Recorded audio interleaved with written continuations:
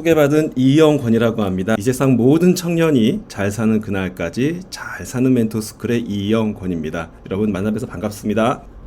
예, 여러분 대단하십니다. 제가 제 소개를 할 때 이 세상 모든 청년이 잘 사는 그날까지 이렇게 설명을 드리면 나는 청년 아닌데 라고 하시는 분이 가끔 계세요. 예, 가끔 계십니다.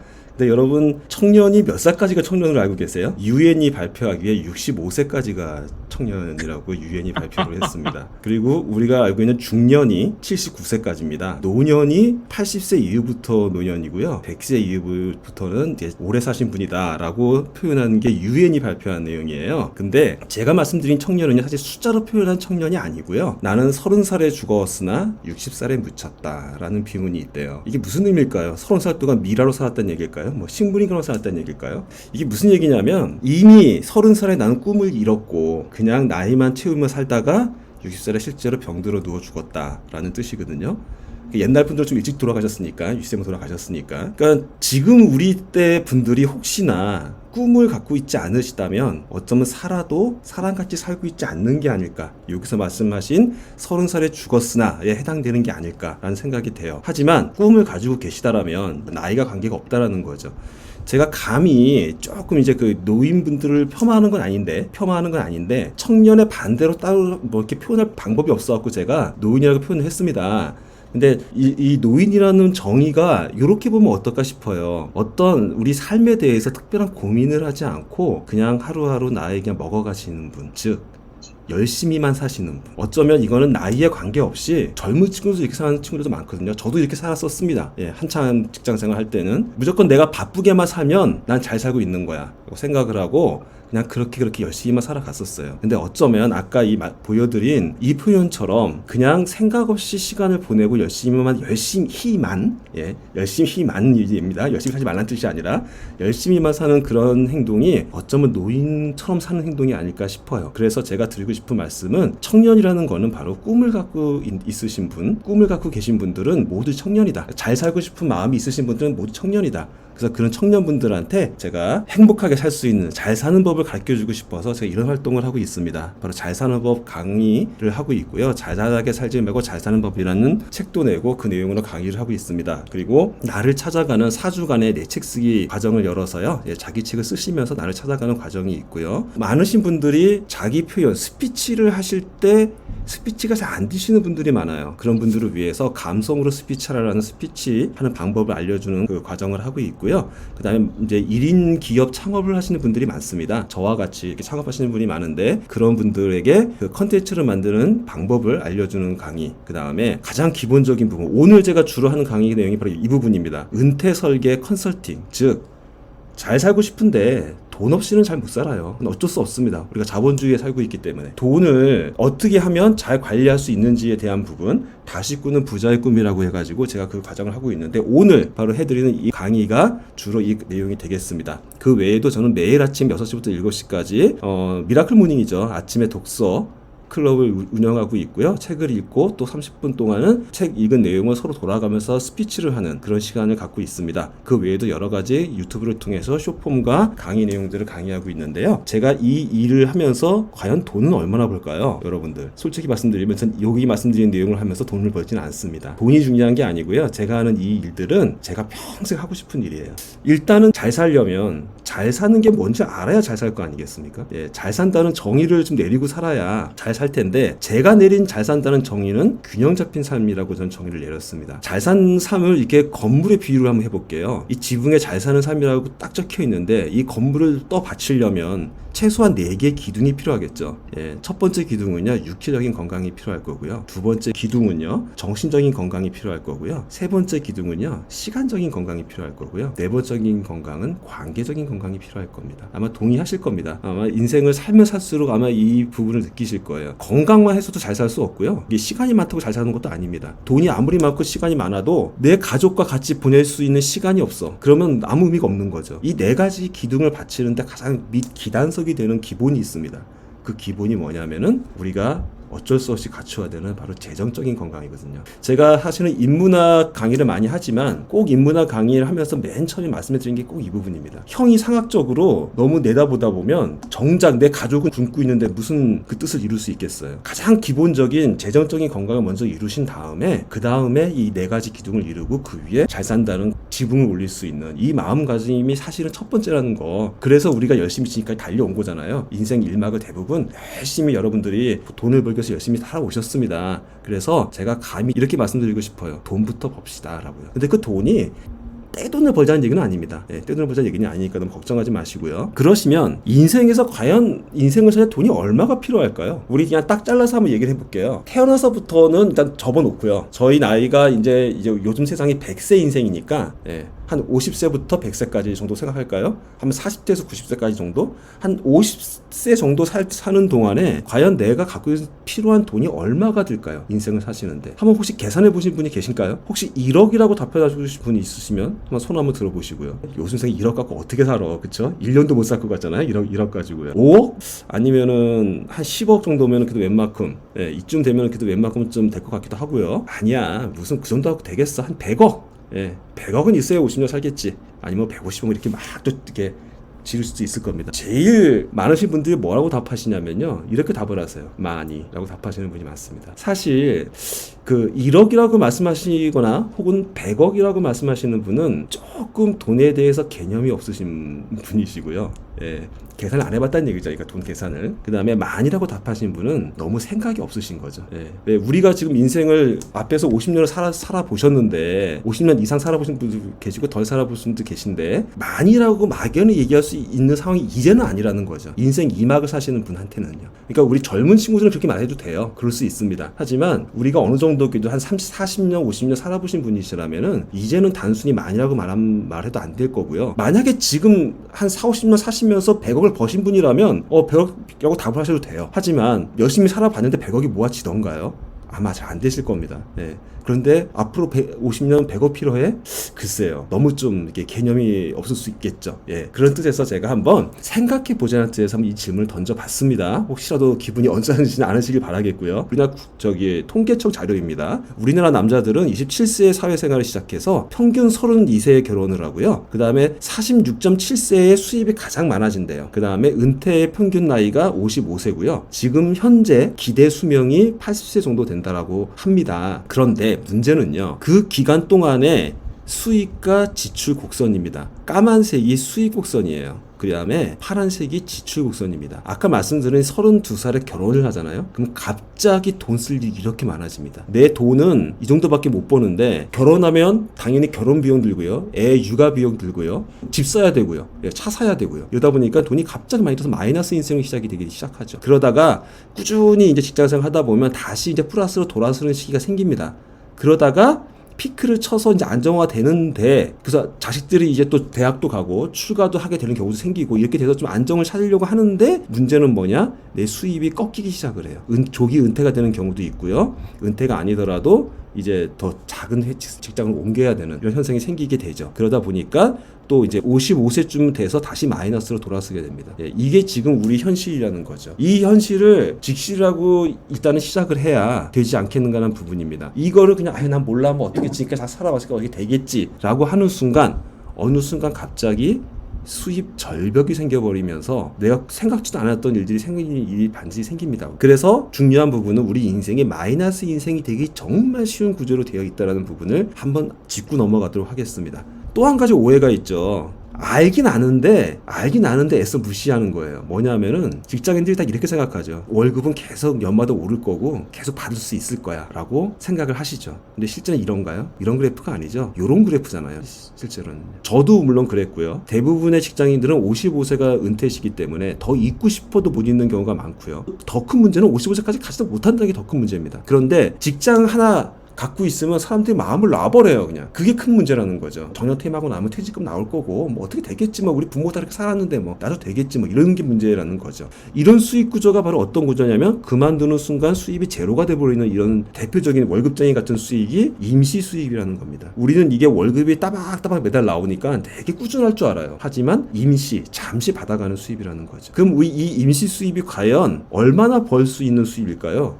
여러분 자녀들 좋은 직장 가지라고 엄청난 돈 투자해서 교육시키잖아요. 유학도 보내시고 수억 들여서 정말 교육시키잖아요. 근데 과연 그 자녀가 직장에 가면 몇 억이나 벌 수 있을까요? 혹시 계산해 보신 적 있으신가요? 그 부분을 풀어드릴게요. 실제 이건 사례입니다. 한 직장인이요, 맨 처음에 이제 초임 2천만 원에 시작을 했대요. 그리고 직장 생활을 22년을 해가지고요, 맨 마지막에 은퇴할 때는 연봉 8천만 원까지 받았대요. 참 열심히 직장 생활 한 친구죠. 22년 동안 이렇게 올렸다고 합니다. 그럼 이 친구의 평균 수익은 얼마가 되냐면은 5천만 원이 되겠죠? 2천만 원, 8천만 원이니까 평균은 5천만 원. 5천만 원 곱하기 22년 해보니까 11억을 벌었어요, 이 친구는. 월급쟁이들은 이게 딱 계산이 나옵니다. 22년 근무하면 11억을 벌게 됩니다. 11억? 그 정도면 좀 만족하십니까, 여러분? 내 자녀분한테 수억 들어 공부시켰는데 그 자녀가 11억 벌 수 있어, 직장 가서. 그럼 만족하시겠어요? 한번 잘 생각해 보십시오. 그런데 이 친구가 11억을 벌었지만 은퇴할 때 남은 돈을 탈탈 털어 다 모아보니 남은 돈이 딱 4억 남아있더래요. 그러면 그 22년 동안 얼마를 썼다는 얘기예요? 이 친구는 7억을 생활비로 썼다는 얘기죠. 그러니까 기본적으로 22년 동안 사는 동안에 7억이 드는구나, 한 명당요. 예, 이 개념을 좀 잡아줄 필요가 있어요. 그렇다면 또 구체적으로 계산해 드릴게요. 1년에 3,200만 원이 들고요, 월 265만 원이 들고요, 하루에 9만 원 꼴의 생활비가 들었다는 뜻입니다. 근데 이거는 22년간의 평균입니다. 즉 지금은요, 이게 2배쯤 되겠죠. 물가가 워낙 오르고 있고, 또 그 22년 전에는 물가가 쌌으니까 싼 금액, 비싼 금액, 평균적으로 나온 금액이니까요.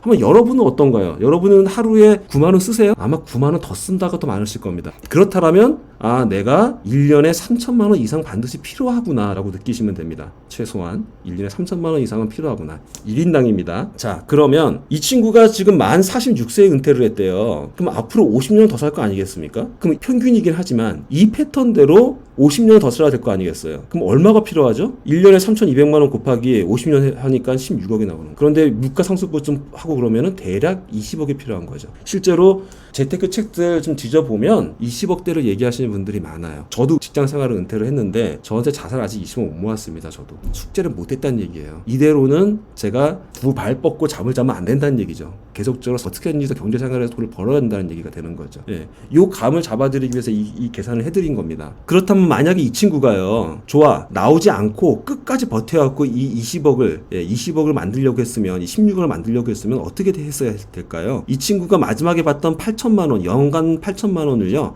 한 푼도 안 쓰고 숨만 쉬고 20년을 더 모아야, 즉 만 70세까지 직장에 안 잘리고 모아야만 20억을 만들 수 있다는 얘기가 되는 겁니다. 이게 가능할까요, 여러분? 당연히 불가능하죠. 그러니까 이 대목에서 제가 명확하게 말씀드리고 싶은 부분이 바로 그겁니다. 여러분이 그렇게 자녀분들한테, 저희한테도 그랬고요, 열심히 공부해라, 그래서 좋은 직장 가라 라고 했지만 그 좋은 직장은요, 한 50세, 60세까지 정도밖에 살 돈밖에 벌 수 없는 그런 수익 구조라는 겁니다. 그렇다고 해서 난 그럼 거기서 잘리지 말고 끝까지 버텨봐 라고 해도 70세까지 연봉 8천억대 연봉을 주면서 70세까지 다닐 수 있는 회사는 거의 드뭅니다. 예, 월급쟁이로서는요, 자기가 회사를 차리지 않는 이상은. 이 개념을 아신다 그러면 절대 월급쟁이 그 직장 하나 갖고 올인해라라고 자녀한테 가르치면 안 되겠죠. 제가 좀 경각심을 일으켜 드리는 내용이었습니다. 이게 누구냐면 바로 저의 얘기입니다. 제가 정확히 다 공개를 해드린 겁니다. 저보다 더 쓰신 분도 계실 수 있고 덜 쓰신 분도 계실 수 있습니다. 좀 대략적인 금액을 말씀을 드린 겁니다. 여러분, 한 달에 한 100만 원 저금하십니까? 혹은 200만 원 저축하시나요? 예, 10년 전만 해도요, 우리나라에서 200만 원 정도 저축하는 분들이 그렇게 많았대요. 그런데 지금은 거의 없습니다. 그때는 한 27% 정도가 이렇게 200만 원대 정도를 저축을 했었다라고 합니다. 그런데 200만 원 가지고요, 3억짜리 아파트 하나 구매하려면 12년이 소요가 됩니다. 실제로 저도 열심히 10년 동안 직장 생활을 해서 10년 전에 아파트를 장만을 했거든요. 근데 그 아파트가 지방에서는 3억 정도 했습니다. 그러니까 12년 동안 200만 원 정도는 모아야 되는데 매달, 지금은 100만 원도 저축한 사람이 없다라는 거예요, 여러분. 이 친구들이 과연 어떻게 자기 집을 장만할 수 있을까요? 더 암울하다는 부분이죠, 이 부분. 자, 그렇다면 다시 한번 짚고 넘어가겠습니다. 넘어가 볼게요. 자, 월급 지나고 20억을 못 만들 것 같아. 예, 22년 다녀서 저는 11억을 벌었었고요. 저보다 더 오래 다니시면 22억 벌 수도 있겠지만 그거를 한 푼도 안 쓰고 모을 수는 없기 때문에 생활비가 또 그만큼 더 들어가기 때문에 그럼 어떻게 해야 돼? 내 연봉을 올려야 돼? 아니면 그 작은 돈이라도 어떻게든 모아서 종잣돈 만들어서 잘 투자해서 재테크를 해야 돼? 지금 분위기가 이런 분위기인 거죠. 지금 모든 사람들이 이쪽으로 노력을 하고 계십니다. 예, 틀렸다는 뜻은 아닙니다. 근데 이것 또한도 완벽하지 않을 수 있다라는 부분을 말씀을 드리는 거고요. 또 한 가지 이런 여건 중에서도 기가 막힌 지금 머니 트렌드가 변화되어 있습니다. 이 부분도 좀 여러분 아주 가셨기 때문에 제가 찝어드릴게요. 경기 침체가 좀 계속 진행되다 보니까 중산층 분기가 됐다는 얘기는 많이 들으셨을 거예요. 이게 무슨 의미를 가지고 계시냐면 정부는요 중산층이 무너지면 세수를 못 걷습니다. 세수를 못 걷어요. 그리고 기업은요 물건이 매출이 안 일어나요. 그래서 기업도 어렵고 정부도 어렵습니다. 그러니까 기업과 정부가 모두 살아남기 위해서 중산층이 무너진 이 상황에서도 서민들한테 소비를 늘리기 위해 노력을 합니다. 그게 뭐냐면 여러분이 잘 알고 계시는 렌트 사업이에요. 예, 렌트 사업. 렌트 사업이 뭐죠? 이거잖아요. 자동차 렌트. 자동차 한 번에 살라 그러면은 2천에서 3천, 4천, 5천, 6천 요즘 뭐 비싼 차도 있지만 하지만 그 차 한 대를 저희가 만약에 장기 렌트를 구매를 하면 월 30만에서 40만 원만 내면은 차 몰 수 있어요. 뭐 아반떼 같은 경우에는 20만 원대도 몰 수가 있네요. 그러니까 돈 없는 젊은 친구들은 목돈이 없으니 이렇게 적은 돈을 매달 내면서 차를 몰고 다니는 거죠. 아파트요. 제가 실제로 서울시의 6개 구의 아파트 시세를 한번 제가 조사를 해본 겁니다. 랜덤으로요. 했더니만 제가 살고 있는 관악구는요. 아파트 한 채에 월세가 한 75만에서 130만 원 정도가 되네요. 비싼 강남구 같은 경우에는 한 달에 300 정도 되는 것 같아요. 이것만 있느냐? 요즘은 어마어마하죠. 뭐 침대도 이제는 렌트로 하고요. 여기 보시면 컴퓨터 관련 렌트 업계가 1340개가 되고요. 뭐 생활, 가전, 헬스 이렇게 해갖고 이렇게 많은 업체가 렌트 사업을 하고 있습니다. 이게 무슨 의미를 갖고 있는 거냐면 중산층이 없어? 목돈인 사람이 없어? 그러면 좋아. 매달 조금씩 아주 쓰게 만들겠어 라고 패턴이 바뀌어져 있어요. 여러분 이렇게 말하니까 나는 자동차 렌트도 안 하고 월세로 살지도 않는데 나는 관계없는가 보다 생각하실지 모르겠는데 여러분 이거 안 들고 계신 분은 없잖아요. 최소한 핸드폰. 여러분 핸드폰에 지금 월세로 계속 핸드폰값 내고 계시는 거 알고 계시죠? 2년에서 3년 약정으로 원래 이거 살 때 130만 원, 150만 원 내야 되는 것을 쪼개가지고 월 8만 원, 10만 원 거기에 통신료 포함해서 마치 통신료 내는 줄 알고 내고 계시는데 그 통신료 안에는 바로 이 기계 할부금이 포함돼서 여러분이 렌탈로 사용하고 계시는 겁니다. 대표적으로 삼성의 폰이 이렇게 지금 120만 원 돈을 여러분이 10만 원 돈에 지금 사고 계신 그 계산이 이렇게 인터넷에서 할 수가 있거든요. 그래서 정리하면 이렇습니다. 한 4억짜리 아파트를 살려면 월 100만 원 월세 내면 됩니다. 한 2천만 원 돈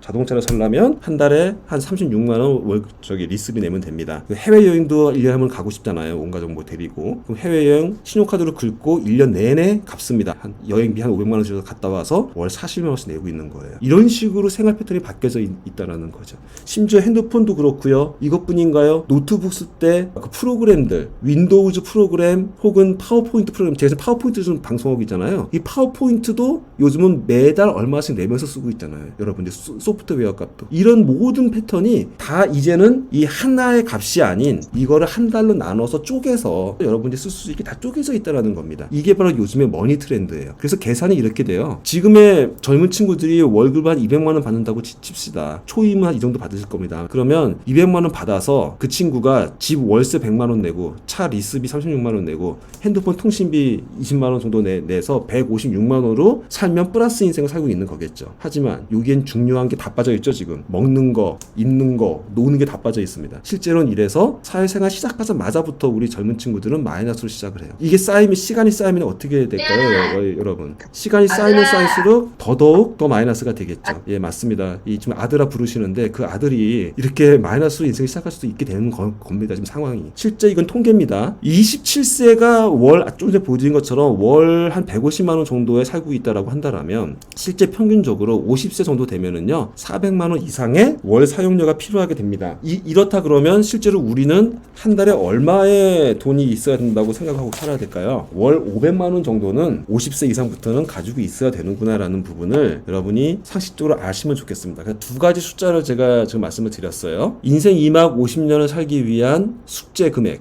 20억이요. 그거를 한 달로 쪼개서 생활비로 표현하면 월 500만 원 정도가 생기는 어떤 수익 구조. 예, 이 두 가지 중에 하나가 완성이 되면 여러분은 숙제를 다 하신 겁니다. 어떻습니까? 답을 아셨으니까 통쾌하신가요? 통쾌하시기보다는 좀 답답하시죠? 가슴이 오히려. 제가 이 강의 지금까지 한 수십 번 해봤는데 지금쯤 되면 다 강의 들으시는 분들이 표정이 굳어버려요. 그러실 필요 없습니다. 충분히 가능하고요. 제가 그 솔루션도 맨 마지막 부분에 좀 말씀을 드리겠고요. 지금은 중요한 부분이 뭐냐면 잘 사시기 위해서 제가 이 제목이 뭐라 그랬죠? 돈 워리. 돈을 걱정하시라고요. 돈을 무시하지 마시고요. 내가 머리 아프다고 생각하기 전에 안 하고 계시면 안 된다는 겁니다. 돈을 걱정하셔야 비해피 하시다고요. 행복해질 수 있다고요. 네, 그래서 오늘 제가 처음 말씀드리는 주제 1는 뭐냐면 바로 지금 핵심 키워드는 이겁니다. 요즘의 머니 트렌드를 고려해서 여러분 꼭 현실 점검을 꼭 해보십시오. 내가 실제로 얼마의 돈을 지금 월 벌고 있고 얼마의 돈을 쓰고 있고 그래서 앞으로 인생을 살 때 내가 지금 그동안 모아둔 돈이 얼마고 그래서 얼마 정도로 더 열심히 더 모아놔야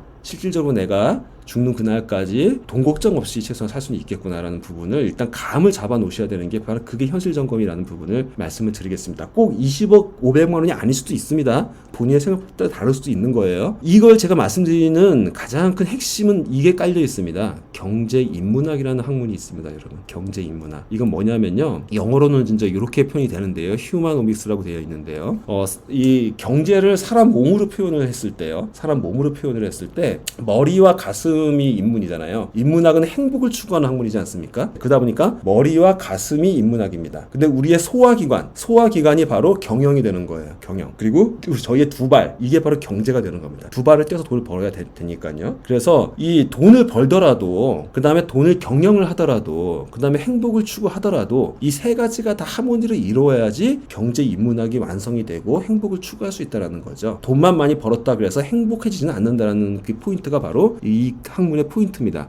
그 내용을 제가 돈 걱정 없이 잘 살고 싶다면 어떻게 살 것인가라는 책이 있거든요. 이 책의 내용을 간단하게 제가 설명을 드릴게요. 일단 자본주의 사회는요, 여러분 아까 보여드린 것처럼 무조건 빚을 내게 만드는 사회입니다. 예, 그래서 빚을 그럼에도 불구하고 안 내고 계시는 분들은 성공하신 거고요. 여러분이 어느 정도 빚을 운영하고 계시다 그러면 그게 잘못된 건 아닙니다. 근데 자본주의 사회는 끊임없이 여러분들한테 계속 소비를 유도시키면서 빚을 유도시킬 거라는 부분을 여러분이 알고 계시면 될 것 같고요. 여러분이 알고 계시는 은행은 절대로 여러분 편이 아닙니다. 공공기관도 아닙니다. 돈 먹고 돈 모는 그 기관이 바로 자본주의 시장의 은행이고요. 은행은 실제로 우리한테 이자를 조금 주고 다른 데다가 비싸게 빌려주면서 돈을 받아내는 그 예대 마진으로 돈을 버는 기관이 바로 은행이고요. 또 지급 준비율이라는 부분이 있는데 지급 준비율이 지금은 10%로 되어 있습니다. 즉 100만 원을 빌려주면 은행은 10만 원만 갖고 있으면 됩니다. 그렇기 때문에 100만 원을 갖고 90만 원을 계속 굴릴 수가 있는 거예요. 그게 은행입니다. 그래서 돈 놓고 돈 모이가 되는 거고요. 예전에는 근본 유제라 그래가지고요. 달러가 있는 만큼만 돈을 찍어냈습니다. 근데 지금은요.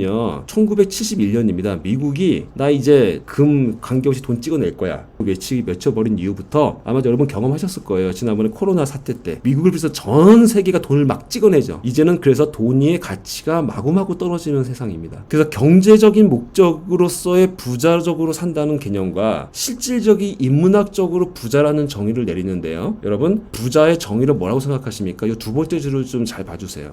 진정한 부자는요. 돈에 대해서 더 이상 욕심이 생기지 않는 사람이 부자입니다. 즉 돈 걱정을 안 해도 되는 단계가 되는 게 부자예요. 물론 돈이 무조건 많으면 부자가 될 수도 있겠지만요. 여러분 그게 가능한가요? 그렇지는 않죠. 하지만 돈이 적어도 예를 들어 스님 같은 분들은 돈에 욕심을 안 가지시잖아요. 또 성당 다니시는 신부님 같은 분이 돈 막 버시는 분 보셨나요? 보통 안 그러시죠. 그런 분들은 돈 그 이상의 가치를 추구하시기 때문에 돈에 연연하지 않으시고 돈을 많이 쓰려고도 하지 않으십니다. 욕심을 가지지도 않으세요. 그런 단계가 바로 부자라는 거죠. 여러분들도 아까 말씀드린 것처럼 월 500만 원 정도 좀 적어서 월 300만 원 정도만 있어도 더 이상 돈 욕심이 안 생길 수 있으실 거예요. 바로 그 단계가 부자라는 거죠. 근데 그 시스템을 만들어 놨냐라는 거죠. 그게 오늘 제가 말씀드리고 싶은 부분인 겁니다. 그게 바로 현실 점검이라는 내용입니다. 이분은 이런 실질적인 정의를 내려주셨어요. 여러분들 국민연금 다 가입돼 계시죠? 없다고요? 잘 찾아보십시오. 다 있습니다. 우리나라는 다 그 의무적으로 가입돼 있기 때문에 다 가입이 되어 있거든요. 그래서 대부분 엔간한 직장 생활을 하신 분들은요, 65세쯤 되시면 이제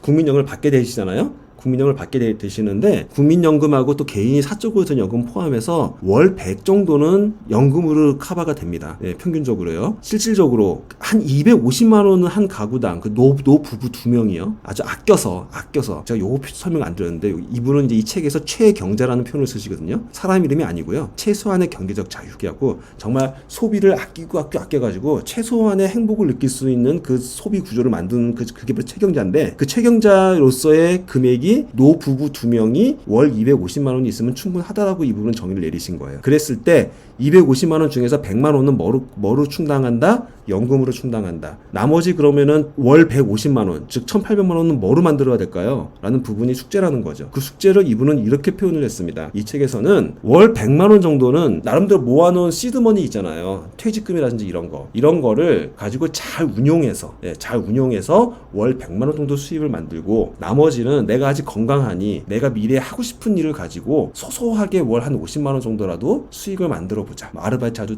한다든지 공공기관 나가든지 또 우리나라 또 그런 거 많지 않습니까? 뭐 50 플러스라든지 아니면은 또 이렇게 그 연세 많으신 분들 직장 또 나라에서 지원해주는 그런 거 있거든요. 그런 거 나가서 하면 된다라는 솔루션을 주신 거예요. 여러분 이거 만족하시나요? 전 이것도 되게 현명하다고 봅니다. 예. 이것도 한번 생각해 보시고요. 근데 제 생각엔 요거에 2배 정도 수익은 있어야 된다고 생각을 해요. 또 어느 정도 쓰면서 살고 싶어서 이분은 근데 요거를 투자의 방법으로 솔루션을 제공합니다. 이 책에서는. 그래서 이 책 말미에는 분산 투자에 대한 방법을 알려주고 계세요. 예, 나중에 한번 참고로 한번 책 보시면은 또 이분 강의가 또 있거든요. 내가 원하시면 제가 강의를 또 거기에 안내해 드리겠습니다.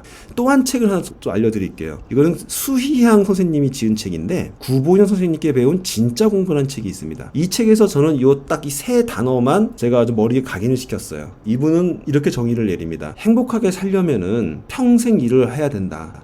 그런데 그 평생 일은 3가지로 분류할 수 있다. 첫 번째 일은 돈이 되던 안 되던 내가 평생 하고 싶은 일이 꼭 있어야 된다. 여러분 이거 있으신가요? 저는 어쩌면 이게 제일 중요하다고 봅니다. 앞에 제가 긴 시간 설명드렸는데요. 그것보다 더 중요한 건 저는 이거라고 생각을 해요. 그래서 제가 부제목을 그렇게 적어드렸잖아요. 돈 뒤에 숨어있는 자존감을 챙기십시오. 여러분이 기회가 좋아서요. 좋은 직장을 갖고 있어서 지금 억대 연봉을 진짜 70세까지 받을 수 있다고 칩시다. 근데 그 일이 여러분이 정말 하고 싶은 일이 아니야.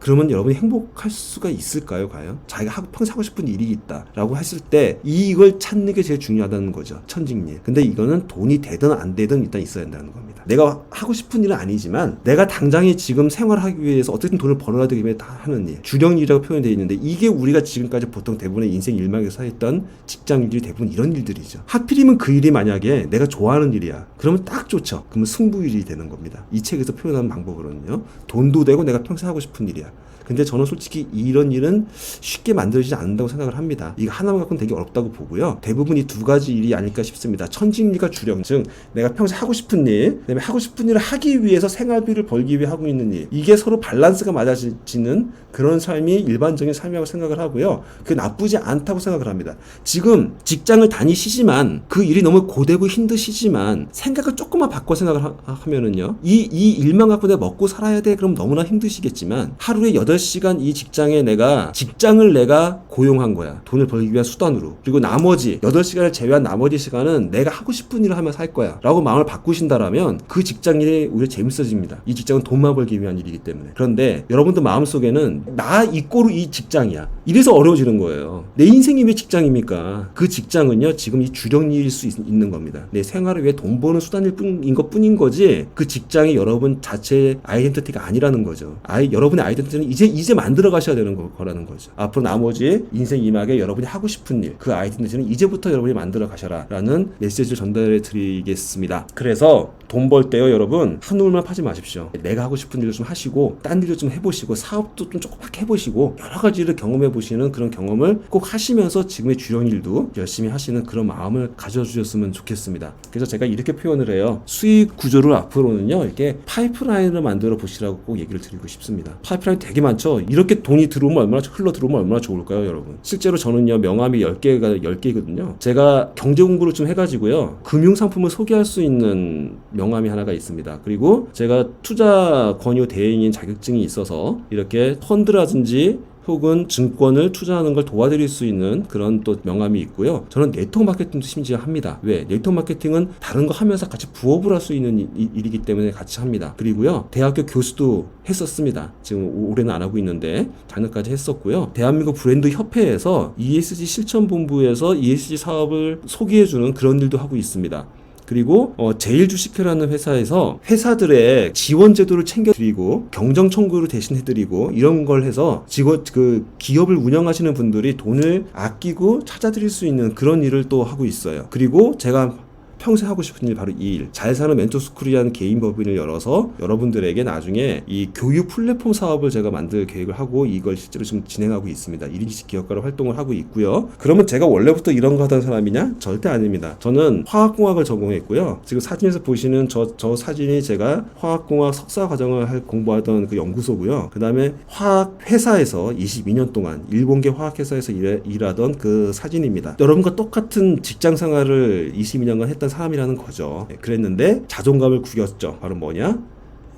제가 다니던 회사가 삼성 디스플레이 납품을 하고 있던 LCD에 들어가는 화학 제품을 만드는 회사였습니다. 그런데 삼성의 그 당시의 부회장님, 지금은 회장님이 되신 그분이 그때 뭐라고 했냐면 더 이상 한국에서 LCD 패널을 안 만들겠다. 중국 거 사서 만들겠다라고 공식 선언을 한 거예요. 그래서 회사는 어떻게 해요? 구조조정에 들어간 거죠. 그래서 제가 희망퇴직을 하고 나오게 됐습니다. 바로 이게 된 거예요. 잉여인간, 무용계급이 돼버린 거죠. 내가 실력이 없어서가 아니고요. 사회가 더 이상 내가 하던 일에 나의 자리가 필요가 없어진 거예요. 그런데 나 자신은요, 어떻게 돼요? 자존감이 바닥을 치게 되죠. 이게 쓰레기통에 벌어지는 사람 같은 느낌이 생긴다는 거죠. 어쩌면 여러분들이 이제 인생 2막을 준비할 때 이런 쓴맛을 한번 느끼게 되실 겁니다. 아마 이미 느끼셨던지 하게 되실 거예요. 왜 그러냐면요, 나 자신을 직업에다가 붙여놔서 그래요. 절대 그게 아닌데, 직업은 직업일 뿐이고요. 내 돈 버는 수단일 뿐이고요. 나는 난데, 이거를 여러분이 그 개념을 좀 잘못 잡아놓으니까 저 자신이 그랬다는 얘기입니다. 자존감이 무너지는 상황이 발생이 됐었죠. 그래서 저는 한 2년간을 열심히 저 나름대로 책도 많이 읽고 강의도 많이 듣고 노력을 하면서, 제가 쓴 책이군요. 그때 그 책을 쓰고 고민한 게 바로 잘 산다는 게 뭘까라는 걸 고민을 했고, 그 해답 아닌 해답을 나름대로 제가 찾으려고 노력한 내용을 적어서 책을 냈습니다.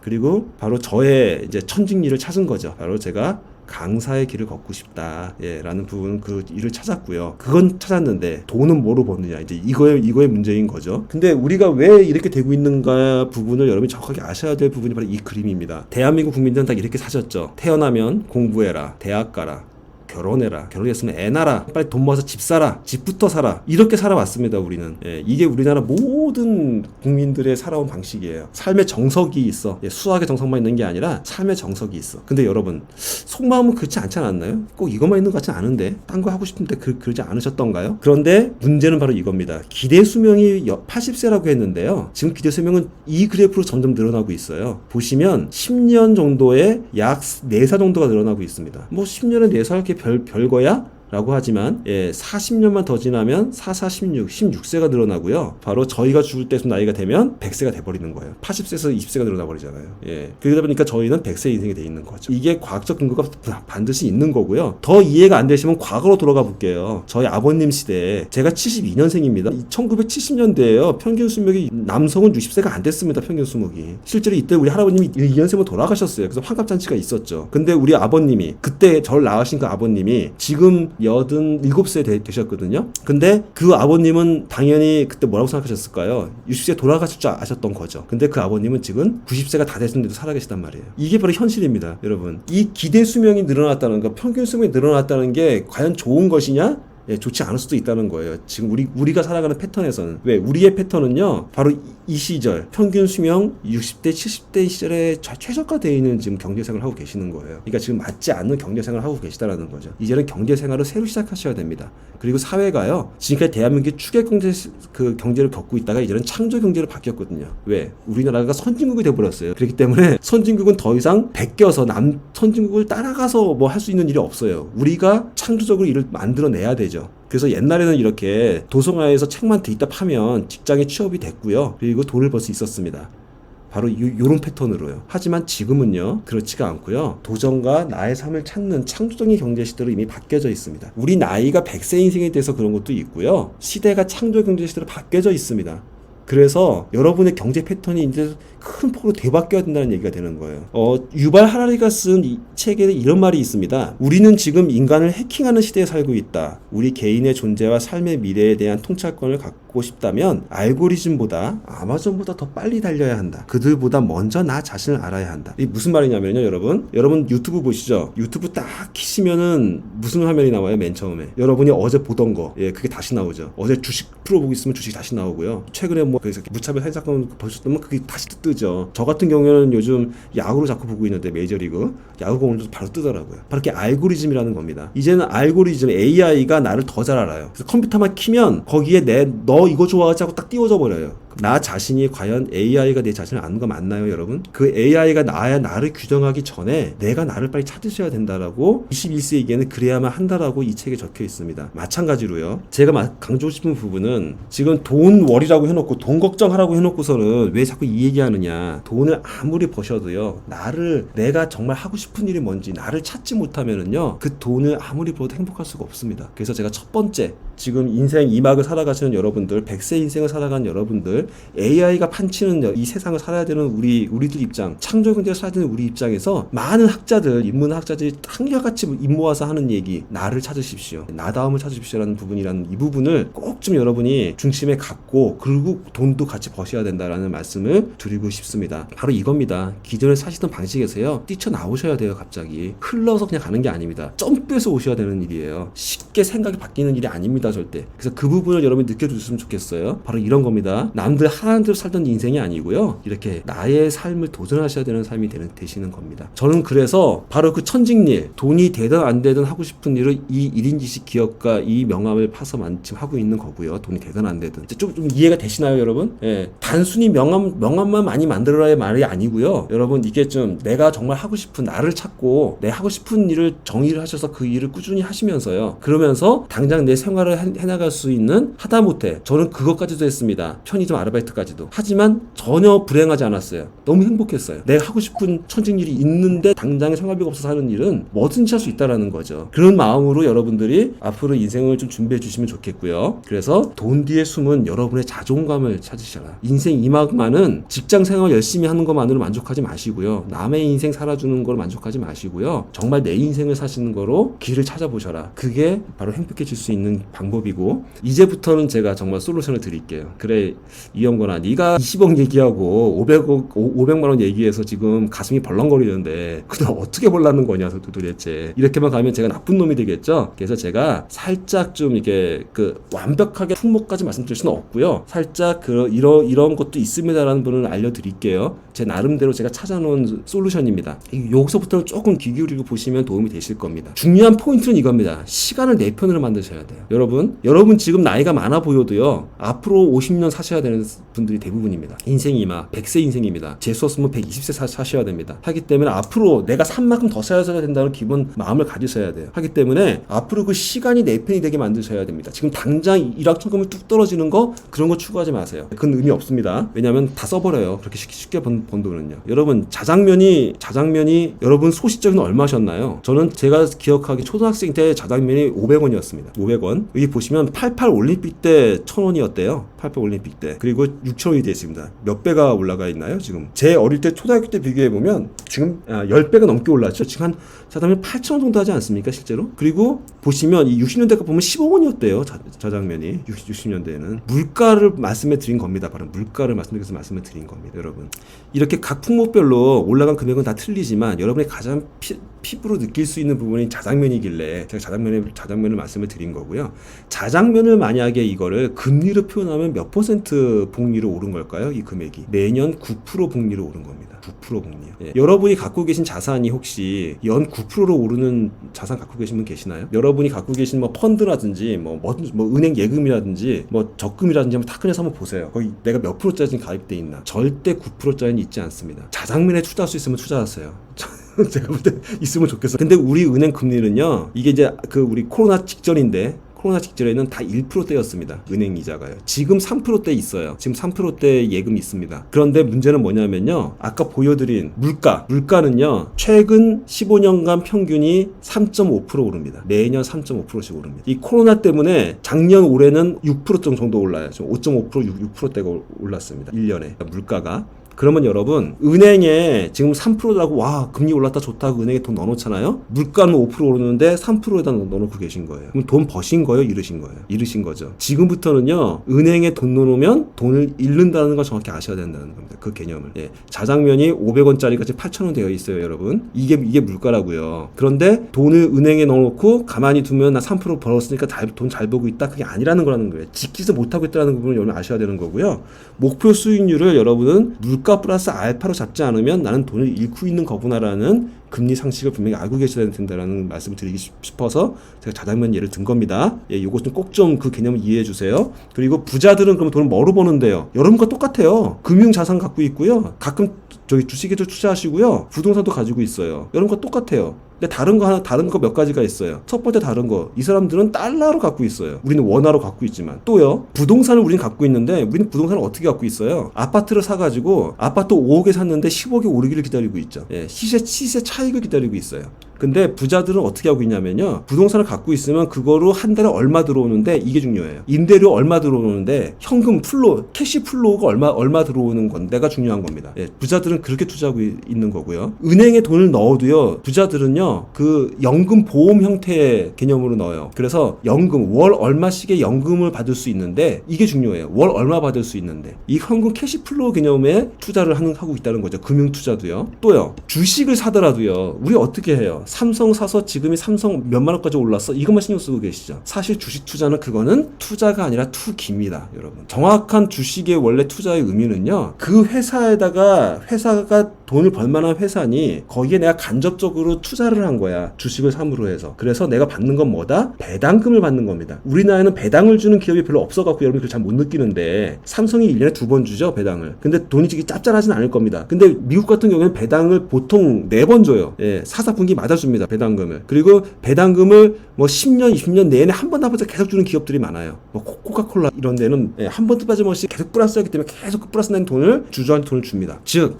주식 투자의 원래 의미는요. 배당금, 그 분기마다 받는 배당금 때문에 원래는 투자를 하는 게 원래 투자입니다.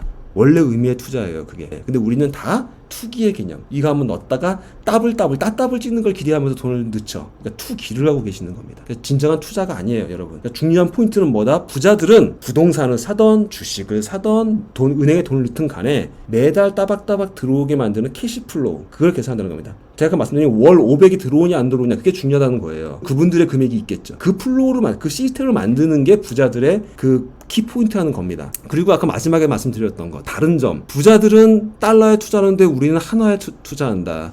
그 그래프가 바로 요겁니다. 이 지금 빨간색이요. 지금 코스피 지수입니다. 코스피 지수. 그리고 파란색이 환율입니다. 원달러 환율입니다. 우리나라 주식이 떨어졌을 때 유일하게 반대로 치솟는 게 있습니다. 그게 원달러 환율이에요. IMF 때 이랬습니다. IMF 때 우리 2,000원 넘어갔었죠. 달러다. 그래서 IMF 때 달러 갖고 있던 사람들은 돈을 하나도 안 잃었어요. 우리 돈을 벌었어. 예. 그때 미국 주식 갖고 있는 사람은 돈을 벌었다고요. 오히려. 마찬가지 다 모든 게 다 거꾸로 움직입니다. 바로 작년, 재작년이 그랬잖아요. 작년, 재작년에 코로나 때문에 코로나로 이제 여파로 주식 곤두박질 칠 때 환율 1,500원까지 올랐었죠. 지금 다시 1,300원으로 지금 안정화되긴 했지만 그때 1,500원까지 올랐었습니다. 그때 만약에 달러에 투자하고 계시는 분들은 오히려 웃고 계셨다는 거지. 그래서 부자들은 리스크 해치를 위해서 주식의 리스크 해치를 위해서 항상 달러 투자를 하고 있더라. 이 포인트도 여러분이 알아두시면 여러분이 앞으로 관리할 때 좋으실 겁니다. 정리해 드릴게요. 부자들의 포트폴리오는 연금소득, 배당소득, 임대소득, 그 다음에 리스크 해치를 위한 달러로서 이렇게 해서 모두 캐시플로우 개념으로 자산을 유지하고 있구나라는 부분을 여러분 꼭 알아두시고 이걸 한번 본따서 해보시기 바라겠고요. 제가 한번 그림 하나 그려드릴게요. 여러분이 만약에 30살 되는 아드님이 계시거나 혹은 여러분이 30살로 한번 가정을 해보자고요. 내가 30살 때 이렇게 했더라면 어떻게 됐을까라는 걸 가정을 해드리는 겁니다. 월 100만 원씩을 내 허리띠 졸라매고 한번 적금을 들었다고 생각을 해볼게요. 10년간만요. 딱 10년간만. 네, 10년간만 투자해서 내가 미래에 내가 평생 먹고 살 돈을 만들어 보겠다. 되겠다. 되나 안 되나 한번 보세요. 대신 그 상품은 복리 상품이어야 돼. 7% 정도 나오는 복리 상품이어야 돼. 7위 법칙이라는 게 있습니다. 이 7위 법칙은 원금이 2배가 되는 기간을 구하는 법칙이에요. 즉 분자에 7위를 놓고요. 수익률을 넣으면은 계산이 나옵니다. 지금 말씀드린 제가 왜 7%를 얘기하냐면 그쯤 되면 약 10년에 2배가 돼요. 10년에 내가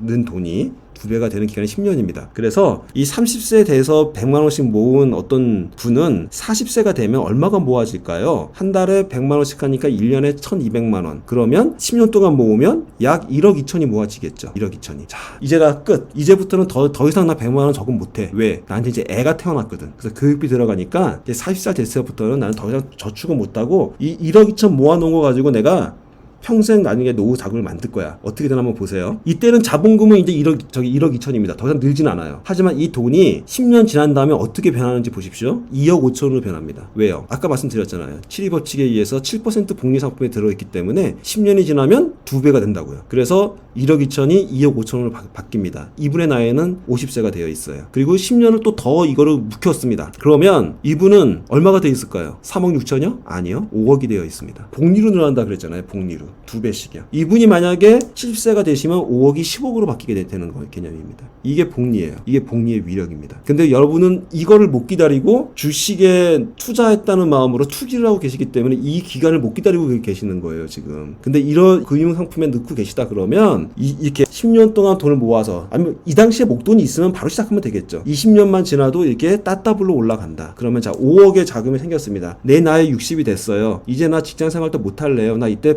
빨리 나 저기 은퇴할래. 그래가지고 은퇴를 했다고 칩시다. 파이어 했다고 칩시다.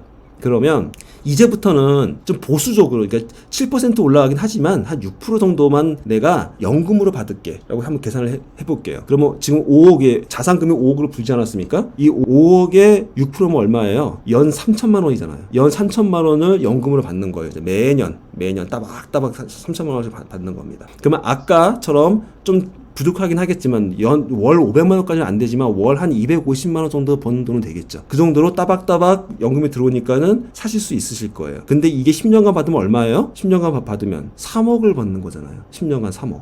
나 원래 는 돈은 1억 2천밖에 안 되는데 60세부터 10년 사이에 3억 벌어. 80세가 되면 6억 벌어. 90세가 되면 9억 벌어. 100세가 되면 12억까지 연금으로 다 타드시는 거예요. 그러면 원금이 없어지냐? 아니요. 원금 5억 100세가 되면 그대로 살아 있습니다. 그리고 제가 100세에 죽었다고 가정을 할게요. 100세에 죽었다고 가정을 하면 이 5억은 그럼 날아가느냐? 아니요. 자식한테 넘기면 됩니다. 자식한테 그대로 넘길 수가 있습니다. 이런 금융 솔루션이 있고요. 제가 왜 이 예를 들었냐면 아까 제가 그랬잖아요. 제가 살아보니 1년에 3,200만 원 들더라고요. 그 금액이 이렇게 만들어지더라는 금액을 알려드리려고 설명을 드린 거예요. 10세 되는 어떤 직장 시작하시는 사회생활 시작하는 어떤 분이 이 솔루션을 알고 만약에 월 100만 원만 10년간 모았다고 하면 내 평생 그다음에 내 자녀한테 5억까지 물려줄 수 있는 이런 솔루션이 만들어진다는 걸 말씀드리기 위해서 했던 거고요. 이건 얼마든지 바꿀 수 있습니다. 나는 200만 원씩 모을래. 그럼 이 2배가 되는 거고요. 그러면 6천만 원 솔루션이 만들어지는 거고요. 나는 목돈이 있어. 이거 나는 지금 50대야. 근데 50세에 지금 목돈이 2억 5천 있어. 그럼 바로 만들어지는 거고요. 예. 난 더 많이 갖고 있는데, 나 5억 있는데, 50세에? 그럼 5억이면 당장에 60세에 10억이 만들어지고, 10억에 대해서 6%씩 받으면 6천만 원씩 연금을 따박따박 받을 수 있는 솔루션이 있다라는 거예요, 여러분. 이런 게 있습니다. 제가 자녀한테 물려줄 수 있다 그랬잖아요. 이런 것도 돼요. 엄마가 40세부터 53세까지 10년 동안 붓고, 65세부터 95세까지 매달 150만 원까지 받아서 약 5억 5천. 그러니까 1억 2천 넣었는데 5억 5천을 받게 된 거예요. 95세부터 난 됐어 이제. 난 됐으니까 자녀가 70세부터 받게 해 라고 하면 자녀가 70세부터 320만 원씩을 따박따박 받아갖고 11억 5천을 수령하게 돼요. 자녀가 99세 될 때까지. 그리고 이 돈이 없어지느냐? 아니요. 그리고 나서 또 12억 5천이 남아있습니다. 목돈으로. 이런 식의 솔루션이 만들어질 수가 있어요. 이해가 안 되시죠? 예. 만화 같으시죠? 예, 만화로 나서 예, 정말로 있고요. 요는 이겁니다. 워렌 버핏 아시잖아요, 여러분. 이분이 뭐라고 얘기했냐면 배당금의 개념을 얘기했고요. 잠자는 동안에도 돈이 들어오는 방법을 찾아내야 한다고. 그러면 주주가 일을 해야 된다고 말씀하신 그 유명한 명을 하셨는데 바로 이분이 바로 그런 상품에 가입돼 계십니다. 그 돈을 가지고 평생 자녀들이 먹고 살 수 있는 돈 다 마련해 놓고요. 그 다음에 남은 돈 갖고 그렇게 열심히 투자를 하시는 거예요, 실은요. 근데 우리는 그 기본 베이스는 모르고 투자하는 것만 보고 따라하고 계시는 거예요. 그러니까 정말 위험한 거죠. 예. 이 부분을 꼭 아셨으면 좋겠습니다. 그 내용이 어디에 나오냐, 너 뻥치는 거 아니냐. 이 책을 사서 한번 읽어보세요. 머니라는 책. 토니 로빈슨이라는 분이신데 이분이 내 안에 잠든 거인을 깨워라라는 책 한번 들어보셨을 겁니다. 이 베스트셀러 쓰신 분이 그 전 세계 50명의 부자들을 인터뷰해서 쓰신 책에 바로 제가 말씀드린 그 내용이 나옵니다. 바로 그 솔루션에 대한 내용이 나오고요. 나이가 들어서 일거리를 전전하지 않아도 먹고 살 생활비를 걱정할 필요가 없고 통장 잔고가 떨어질 사태가 생기지 않는 것이라고 자신할 수 있는 확실한 소득 창출 방법이 그 부자들은 갖고 있더라는 거예요. 그게 바로 이름하여 인컴 인슈런스라는 거고 이 책에서는 세이프 머니라고 표현이 되어 있습니다. 안전한 돈이다 라고 표현이 되어 있습니다. 그래서 거기에 포인트는 뭐다? 그 돈은 내가 직접 관리하는 게 아니라 정말 잘 관리하는 세계 탑 자산 운용사가 내 돈을 맡아서 관리하고 있고 걔네들은 10년에 2배씩 올라가는 거를 200년 넘게 지켜오고 있고 그게 실력이 있다는 거죠. 실적으로 증명을 하고 있고 그 숫자가 바로 매년 6에서 7%를 배당을 계속 주고 있는 그런 상품이다. 그 부분이 바로 제가 말씀드린 그 책에 나오는 내용이고 이 그림이 완성되는 그림입니다. 바로 이거의 영감이 뭐냐? 여러분 이 책도 아실지 모르겠어요. 운명을 바꾸는 10년 통장이라는 책이 있습니다. 이 책에도 이 상품을 소개하는 게 아니라 이 책의 개념이 바로 이런 부분이에요. 그 소득과 소비를 현실 점검을 해서 플러스 체계를 만들어 놓고 그 목돈을 만들어 드린 다음에 그 목돈을 가지고 좋은 데 잘 투자를 해가지고 그것이 결국 시간이 내 편을 되게 만들어라라는 분이 10년 통장의 표현이고요. 자, 그런데 이렇게 말씀드리면 야 말이 좋지 내가 지금 목돈도 없는데 그걸 어떻게 내가 그걸 하겠니? 라고 하시는 분도 분명히 계십니다.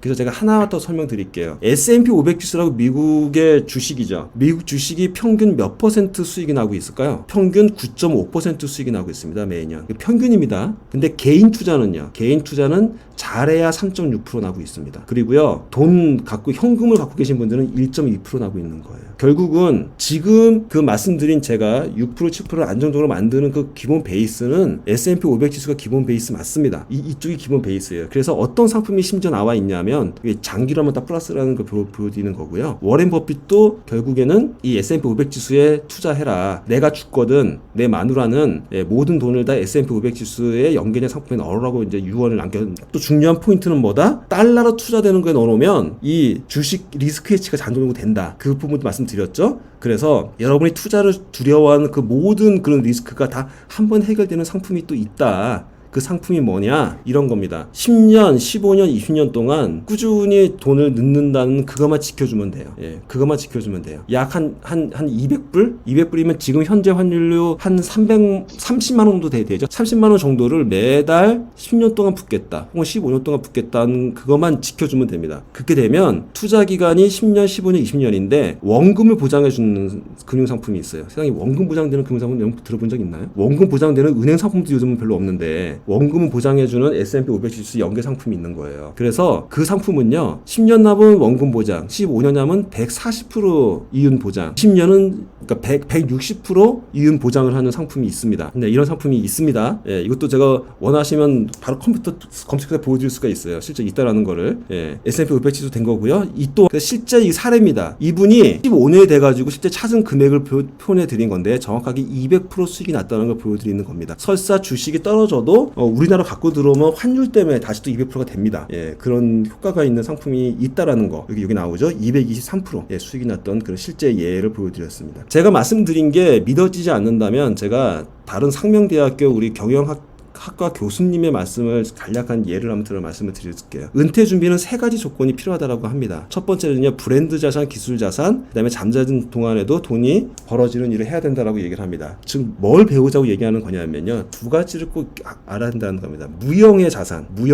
그게 브랜드 자산과 지식 자산이라고 이걸 설명하고 있는데 제가 말씀드리고 싶은 부분은 나 자신을 파악해서 내가 하고 싶은 일을 찾는 그 무형의 자산, 나의 매력 자산을 만드는 거, 평생 하고 싶은 매력 자산. 그다음에 두 번째 자산은 뭐다? 돈을 벌게 만드는 자산을 만들어라.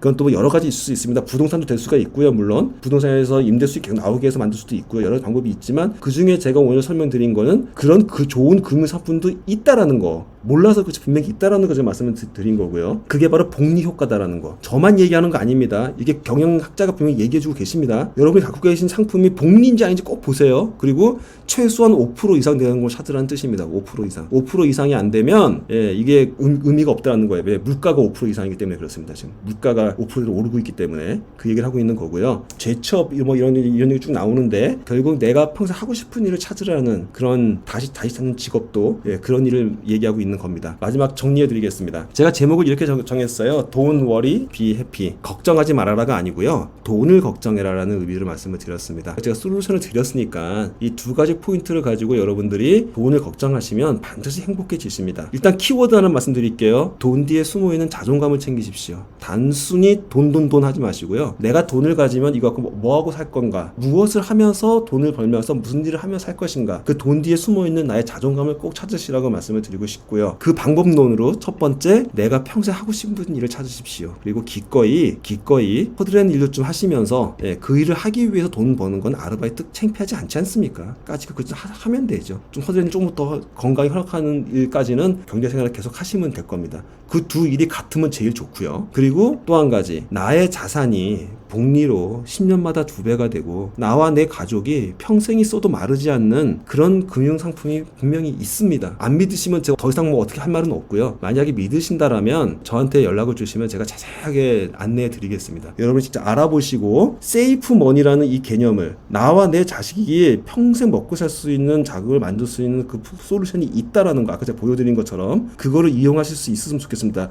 투기의 마음으로 투자를 하지 마시고요. 절대로. 남들 산다니까 코인 사고 그러지 마시고요. 즉 내가 평생 할 나의 일과 여러분이 믿을 수 있는 솔루션을 빨리 찾으셔서 여러분의 돈 뒤에 숨어있는 자존감을 찾고 정말로 돈 워리 비해피한 인생을 사시는 그런 청년이 되시기를 기꺼이 제가 기도드리겠습니다. 긴 강의 들으셔서 진심으로 감사드립니다. 고맙습니다.